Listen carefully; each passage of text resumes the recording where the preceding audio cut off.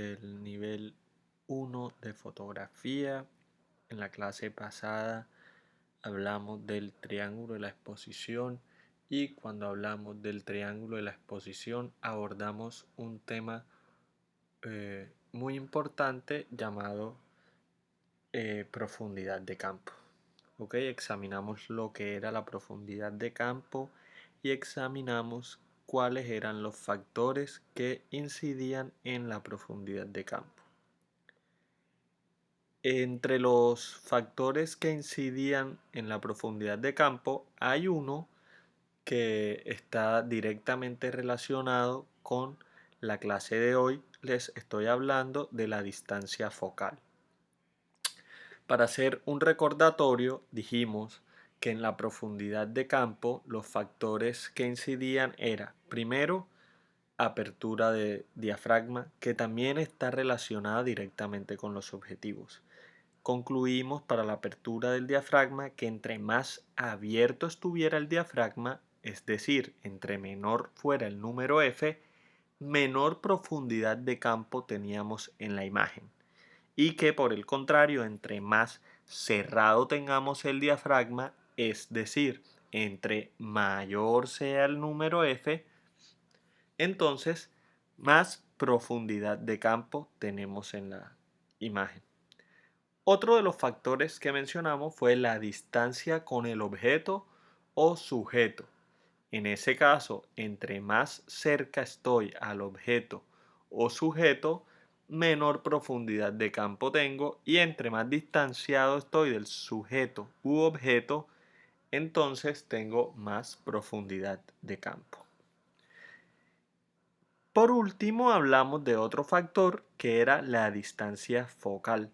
Dijimos que a mayor distancia focal, menor profundidad de campo, y a menor distancia focal, mayor profundidad de campo. La apertura del diafragma tiene mucho que ver con el objetivo que tengamos. Así también, la distancia focal es clave a la hora de elegir un objetivo, por lo que también está muy relacionado. Cuando vimos los componentes de la cámara, hablamos de un componente que era el objetivo, el que comúnmente nosotros denominamos como el lente de la cámara, ¿cierto? Resulta que esa es casi que una metonimia. El objetivo está compuesto de varios lentes. Por eso, a veces para designar al objetivo le llamamos lente. ¿Y por qué es importante el objetivo? Hombre, es importantísimo porque los objetivos son la ventana del alma de nuestra fotografía. Es decir, por los objetivos atraviesa la luz que al final es el alma de nuestra fotografía, y de la calidad de los objetivos depende la calidad de la luz que llegue finalmente hacia el sensor de nuestras cámaras en el caso de la fotografía digital. Entonces, es importante que hagamos un repaso por lo que vimos en la clase pasada en cuanto a el recorrido que hace la luz en la cámara digital, en el caso particular de nuestra clase, en la cámara reflex, en la cámara con espejo. ¿Cuál es el recorrido y cuáles son esas partes fundamentales de la cámara? Entonces, pasemos a revisarlos.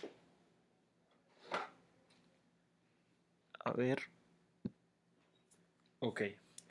Entonces, como les dije, una cámara reflex, una cámara con espejo, y esta es una gráfica que habíamos visto la clase anterior, en el video anterior, que nos muestra el recorrido de la luz. Nos lo está mostrando con una flecha amarilla. Vimos el triángulo de la exposición, así que ya tenemos más idea de cómo funciona la cosa. Entonces, la luz, para entrar a la cámara, primero atraviesa el objetivo, y cuando va a atravesar el objetivo se encuentra con un primer retén, que es el diafragma. Es decir, el diafragma se encuentra dentro del objetivo. Se encuentra dentro del objetivo, donde además hay un montón de lentes dependiendo del objetivo. ¿Ok? Luego la luz rebota contra un espejo. Este espejo nos muestra la imagen invertida hacia arriba, para lo que un pentaprisma se encarga de girar la imagen para que a través del visor la veamos bien. Al momento de tomar la foto, de presionar el botón del obturador, entonces el espejo sube, el espejo es ese rectángulo rojo que ven ahí, el espejo sube y cuando el espejo sube obviamente se altera el recorrido de la luz, ahora la luz va a ir directamente hacia nuestro sensor, pero antes de llegar al sensor encuentra otro retén que es el obturador como tal, el mecanismo de obturador, que son unas cortinitas que se abren y cierran. Eh, de ese ya hablamos, ese lo manejamos nosotros en el modo manual y es el que determina cuánto tiempo la luz incide sobre mi sensor, ¿cierto? Eso lo vimos en la clase del triángulo de la exposición, que fue la clase anterior. Dijimos que el triángulo de la exposición estaba compuesto por la velocidad del obturador, es decir, qué tan rápido abro y cierro el obturador, que esto es igual a hablar del tiempo de exposición, y que a velocidades rápidas la exposición es una exposición corta y que a velocidades lentas la exposición es una exposición larga. Hablamos también de la apertura del diafragma determinada por unos números que se llaman números F y hablamos también del ISO, que era la sensibilidad del sensor. Eh, Se estableció que entre todos esos parámetros existe una relación de reciprocidad y de compensación. Es decir, si yo fijo un parámetro, los otros dos parámetros son totalmente dependientes del valor que le asigne al parámetro número uno. Eso quedó explicado en los videos anteriores de triángulo de la exposición. Entonces, ¿por qué les digo esto? Bueno, se los digo primero para refrescar ese conocimiento y segundo, para ver que en ese recorrido de la luz el objetivo es crucial y el objetivo es el primer paso de- que hace, el primer paso del recorrido, el primer lugar que atraviesa la luz. Entonces, ¿qué son los objetivos? Los objetivos o lentes, como también lo podemos, de ahora en adelante podemos llamarlos lentes también, son un conjunto de lentes, valga la redundancia, que están en un cilindro de variados materiales. Y todas esas lentes al final tienen una sumatoria convexa, es decir, hacen que los rayos de luz converjan en un solo rayo, en uno solo que va hacia el sensor o en un único punto del sensor.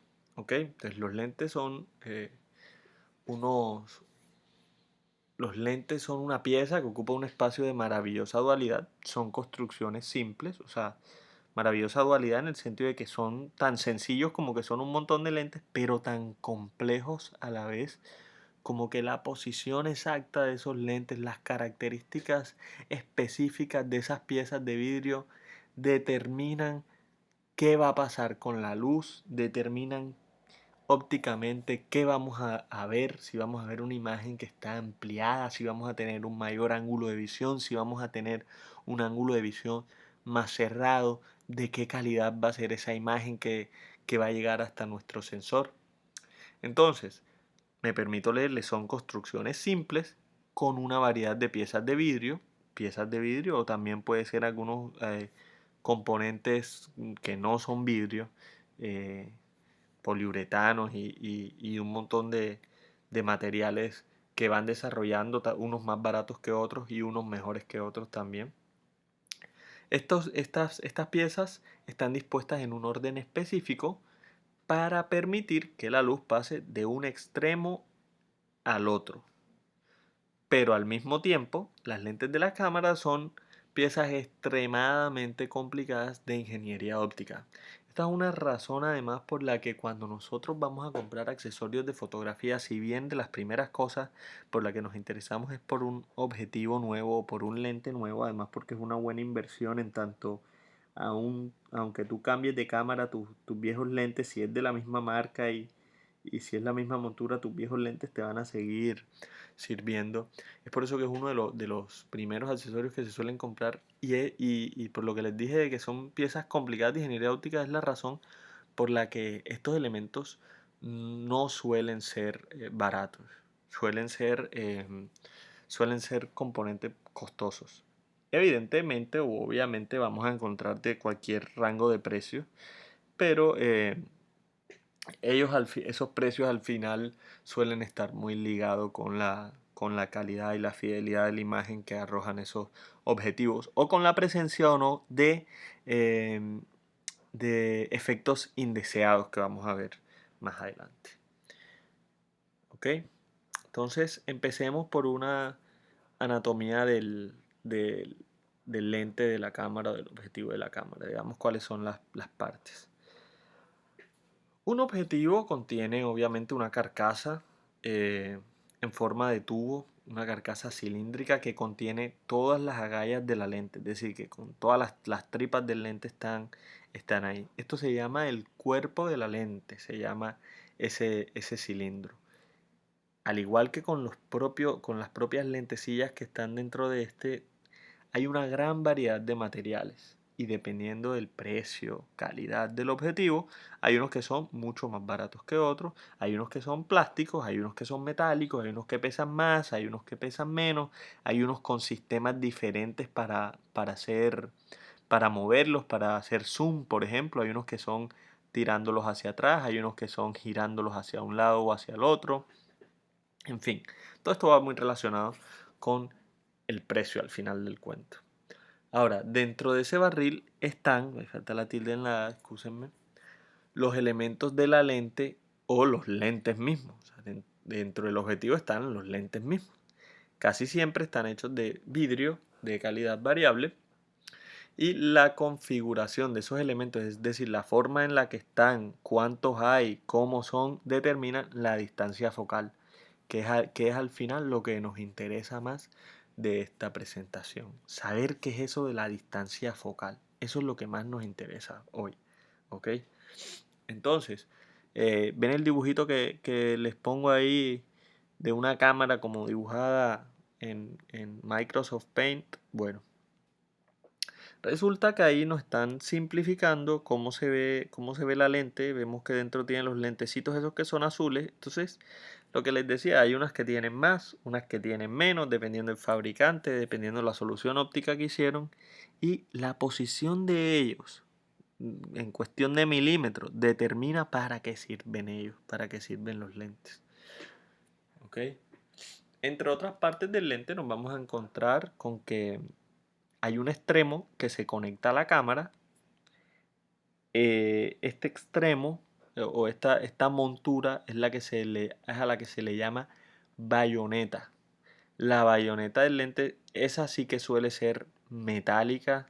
En los lentes más baratos es plástica. Eh, y esa bayoneta es específica para un fabricante en particular. O sea, los lentes de Nikon no los puedo montar en una cámara Canon. Los lentes de Panasonic no los puedo montar en una cámara Sony, por ejemplo. Cada uno tiene su montura. A excepción de algunas o sea, algunas iniciativas que se han tenido en la que hay gran compatibilidad, como con algunas cámaras micro 4 tercios, que había gran compatibilidad entre las lentes de los diferentes fabricantes, pero no suele ser así. Ahora, si por ejemplo yo tengo una cámara Canon y mi abuelo me regaló un lente Nikon de cuando él era joven y lo quiero montar en mi cámara Canon, bueno, venden adaptadores, compras un adaptador y lo pones, pero no va a ser lo mismo al final porque no está diseñado para las distancias con el sensor o con la película, no estarían tal cual como se, se planearon al momento de fabricarse, pero sí que va a funcionar también. ¿Ok? Entonces, otro componente u otra parte que nos encontramos es el anillo de zoom. Esto yo les estoy hablando de las partes de los lentes con los que ustedes seguramente se van a encontrar. Eh, si nos vamos a lentes más viejos, hay un montón de anillos, como por ejemplo anillo de la apertura. En esos anillos tú giras ahí para los pasos de la apertura del número F. Esos lentes no son usuales hoy día. Eh, Incluso hay unos con el tema como de velocidades. Eso no es usual hoy día. Los anillos, bueno, hay otros en los que el anillo no gira, sino que se jala o se echa hacia adelante. Aquí el que dice focus ring es un anillo de enfoque y el que dice zoom ring es el anillo de zoom. ¿Ok? Los lentes que tienen distancias focales variables, es decir, que tienen varias distancias focales, tienen ese zoom, ese anillo de zoom. Los lentes que son de distancias focales fijas no tienen ese anillo de zoom porque no se va a mover la distancia focal. Lo que sí tienen ambos suele ser el anillo de enfoque. El anillo de enfoque, como su nombre lo dice, tú lo giras hasta el punto que quede bien enfocado el sujeto u objeto. ¿Cómo trabaja eso? Con la distancia a la que está el sujeto u objeto. Por eso tú por lo general en ese anillo de enfoque vas a encontrar medidas de distancia en pies y en metros. ¿Ok? El anillo de zoom, como les decía, es el que permite que tú te acerques o te alejes. ¿Cómo? Cambiando la distancia focal. ¿Vale? Entonces, esos serían los elementos con los que nos vamos a encontrar en un objetivo común y silvestre. Ahora también puede que nos encontremos en algunos un switch en el que podemos cambiar de enfoque manual a enfoque automático o viceversa, o un switch en el que podamos activar alguna función que el fabricante le haya puesto al lente para reducir la vibración, activarla o desactivarla. ¿Ok? Pero eso es básicamente con lo que nos vamos a encontrar en los objetivos en cuanto a anillos y switches y- y botones, ¿cierto? También en ocasiones algunos tienen un botón que es como para bloquear el objetivo y dejarlo guardado para que no se salga. Eso lo tienen los lentes pequeñitos nuevos más económicos. Es una solución que algunos encuentran interesante. Vamos que eso de la distancia focal. La distancia focal es el número más significativo que ustedes van a encontrar en el lente, en el sentido que cuando tú vas a comprar un lente, tú por lo general estás preocupado por la distancia focal y ese es el factor con el que tú compras el lente. Entonces, la distancia focal se refiere a la distancia que hay del centro del objetivo hasta el punto de enfoque. Las distancias focales fijas, que algunos dicen que son de mayor calidad, son aquellas que solamente, como lo dice el nombre, tienen una distancia focal y las variables son las que me permiten moverme en un rango de distancias focales. Entonces, veámoslo más fácil. Los lentes, los objetivos, tienen ese número de denominación. Por ejemplo, yo tengo un lente 18-55. Significa que cubre desde los 18 milímetros hasta los 55 milímetros todas esas distancias focales. O yo tengo un lente 300 milímetros. Significa que es un objetivo que es fijo, que es de distancia focal fija y que solamente cubre esa distancia focal de 300 milímetros. ¿Qué va eso de los milímetros? Eh, bueno, entre menor sea la distancia focal, en la gráfica por ejemplo 6 milímetros, mayor es el ángulo de visión que tiene el lente. Pero todo obviamente es como si viéramos desde más lejos. Y entre mayor es el número de la distancia focal, por ejemplo 300 milímetros, entonces menor es el ángulo de visión del objetivo, pero también mayor es la capacidad de acercar las cosas. Para ponérselo fácil en los términos que todos sabemos, entre mayor es la distancia focal, más zoom. Ya.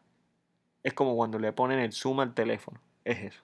O sea, entre mayor distancia focal, más zoom, más acerco lo que está lejos. ¿Cierto? Entonces, así las cosas, a los objetivos le damos nombres y apellidos también, dependiendo las distancias focales que cubren. Por ejemplo, de los 6 a los 18 milímetros, son lentes que consideramos gran angulares. ¿Ok? Entre ellos hay unos muy especiales como los ojos de pez que son súper gran angulares. Es decir, que su ángulo de visión es muy amplio. Muy, muy amplio. Por ejemplo, los utilizamos para hacer una foto de interiores de una casa porque tiene, tiene una gran cobertura y se alcanza a ver todo el comedor, por ejemplo, aún estando muy cerca de ese mismo comedor. O sea, tiene una gran cobertura. No podría utilizar un lente zoom, un teleobjetivo, porque que son los de distancias focales más largas, que ya lo vamos a ver, porque simplemente ampliaría un pedacito, estaría muy cerca, me acercaría mucho en cuanto a la óptica, en cuanto a lo que veo, pues. Eh, entonces estos son los gran angulares, ¿ok? O gran angulares. Tiene un gran ángulo de visión. Luego si vemos la línea esa verde, estamos entre los 25 milímetros a los 35 milímetros, son lentes angulares, ¿ok? Tienen un gran ángulo de visión todavía, pero es un poco más moderado que los gran angulares, ¿ok? Luego pasamos la línea morada clara después de la verde y vamos de los 35 milímetros a los 50 milímetros en una categoría que son los normales. Son objetivos normales, una distancia bastante promedio, por decirlo así. Y ahí, encerrado en el círculo rojo, nos encontramos con un lente muy querido que es el 50 milímetros, un lente que se utiliza mucho para hacer retratos porque se consigue a buen precio con una gran apertura, muy luminoso, se puede conseguir muy luminoso. ¿Qué significa que un lente sea más o menos luminoso que otro? Significa que su diafragma puede abrir más que otro. Por ejemplo, eh, yo puedo comprar un lente 17-70 milímetros, eso hace referencia a la distancia focal, y lo puedo comprar que su apertura máxima sea 3.5-5.6. Es decir, que en 17 lo máximo que puede abrir es 3.5 y en 70 lo máximo que puede abrir es 5.6. O sea, ese es su número F mínimo. Es decir, lo más abierto que puede estar el diafragma. Pero un lente con esa misma distancia focal, 18-70, también digamos que lo puedo conseguir, o 17-70, digamos que también lo puedo conseguir más luminoso y que sea de una apertura máxima fija, que sea de 2.8. Entonces ese es un lente que es más luminoso porque me permite abrir más el diafragma. ¿Ok? Entonces, ese 50 milímetros es fácil conseguirlo a buen precio, muy luminoso, con una apertura de 1.8 o 1.4. Por eso es muy querido para las personas que hacen retratos, sobre todo porque es el permitirles una apertura tan amplia les garantiza poca profundidad de campo y entonces pueden hacer esas famosas fotografías en las que el fondo aparece muy desenfocado, por ejemplo, como cuando ponen en su iPhone en modo retrato o en sus teléfonos en modo retrato. Y luego con una línea azul tenemos unos objetivos que son los teleobjetivos. Objetivos que por ejemplo utilizaría alguien que va a tomar algo que está a gran distancia o alguien que quiere lograr con ellos un gran desenfoque, porque recuerden que a mayor distancia focal, menor profundidad de campo. ¿Quién podría usar eso? Por ejemplo, han visto a los jugadores, cuando están jugando fútbol, han visto que en las esquinas hay unos tipos con unos lentes blancos grandotes. Esos son teleobjetivos para poder tomarle la foto a Cristiano Ronaldo de cerca sin meterse en la cancha. Si la tomaran con un gran angular, se vería a Cristiano Ronaldo por allá lejos y casi que ni se reconocería. Esos son los teleobjetivos. Entonces, les repito, tendríamos angulares, gran angulares, tendríamos, perdón, gran angulares, angulares, normales, teleobjetivos también. ¿Ok? Entonces, entre menor distancia focal, mayor ángulo de cobertura o ángulo de visión. Entre mayor distancia focal, menor es el ángulo de cobertura, pero más acerco lo que está lejos. ¿Ok? ¿Qué debo ver yo a la hora de elegir un objetivo? ¿Con qué números me voy a encontrar? Porque tú ves un objetivo y si lo buscas en Mercado Libre o en Amazon, ahí te salen un montón de números. ¿Cuáles son los que nos interesan más? Nos interesa cuál es la apertura máxima del diafragma. Por ejemplo, aquí un caso en que es 3.5-5.6. Eso significa que en su mínima distancia focal lo máximo que abre el diafragma es 3.5 y en su máxima distancia focal lo máximo que abre el diafragma es 5.6. Hay otros lentes que de pronto solamente dicen 1.8, significa que su máxima apertura del diafragma es 1.8. Hay unos que dicen 2.8, significa que su máxima apertura del diafragma es 2.8. Regularmente, entre mayor apertura logren los lentes, es decir, entre más luminosos sean, más costosos son. ¿Ok? Lo otro con lo que nos vamos a encontrar, obviamente, es la distancia focal. Acá les puse distancia mínima de enfoque, eso es otra cosa, ya les digo, pero no confundirse con distancia focal. La distancia focal que hace referencia a lo que vimos justo en la diapositiva anterior. Entonces de pronto un lente les dice 18 a 55, ya tú sabes que es 18 a 55 milímetros. ¿Ok? 70 a 200, ya sabes que es un 70 a 200 milímetros. Que ese es el rango de distancias focales que cubre. ¿Qué otra cosa podemos encontrar? De pronto hay lentes que dicen BR, en el caso de los de Nikon. Eso significa que es un lente que tiene Bitrate Reduction, un mecanismo que se inventó Nikon que es un reductor de vibración. ¿Ok? Y lo otro es ver si nuestro lente tiene motor de enfoque, es decir, si ese lente permite hacer enfoque automático. Hay lentes en los que yo para enfocar únicamente puedo utilizar el anillo de enfoque que vimos antes, ¿cierto? Lo giro, cuando quede la cosa enfocada, es que puedo tomar la foto. Hay otros lentes, la gran mayoría de los lentes que usamos, y es lo que más se utiliza, que tienen el enfoque automático, como cuando ustedes con el celular pinchan el dedo en lo que quieren que salga enfocado y el celular automáticamente enfoca. Bueno, exactamente lo mismo. Lentes a los que tú le indicas qué cosa quieres que enfoquen y ellos lo enfocan. Eso es el enfoque automático. No todos los lentes lo tienen. Son raros los que no lo tienen, pero no todos lo tienen. Es decir, los que no lo tienen suelen ser lentes que encontramos a muy bajo precio. Entonces, usar solamente el enfoque manual puede ser engorroso en ocasiones y te hace un poco más lenta la práctica. Lo otro que podemos hablar de los lentes son los filtros, que se compran filtros para añadir efectos a la fotografía que estamos tomando. Vamos a ver en otra clase una clase solamente sobre los filtros, entonces podemos pasar por alto. Y la distancia mínima de enfoque es lo máximo que me puedo acercar yo para enfocar. Hay lentes que permiten acercarme mucho más. Son los lentes que se utilizan para hacer fotografía macro, que me deja acercarme mucho.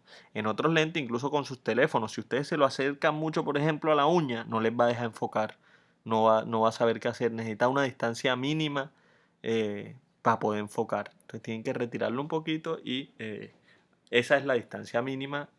Cuando ya le empieza a enfocar, ya saben que esa es la distancia mínima a la que tienes que estar para que él pueda funcionar en cuanto a su enfoque automático.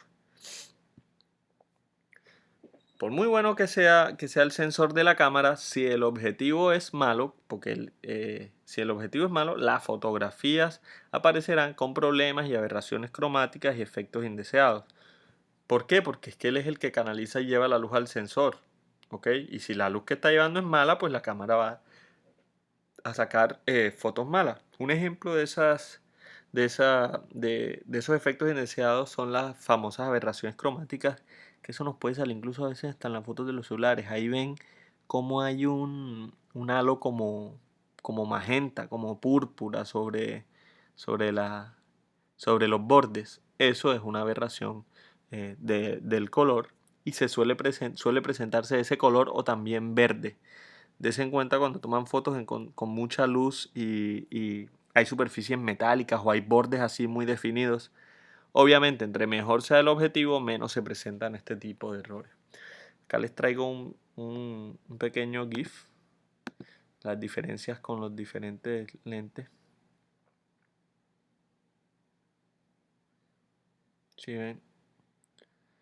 Como la mayor distancia focal acerca más la cara, pero a la vez es como si comprimiera el fondo y lo hace al mismo tiempo más borroso, o sea, se reduce drásticamente la profundidad de campo cuando llegamos a esas distancias focales altas. Eso es lo básico que tenemos que saber de los objetivos.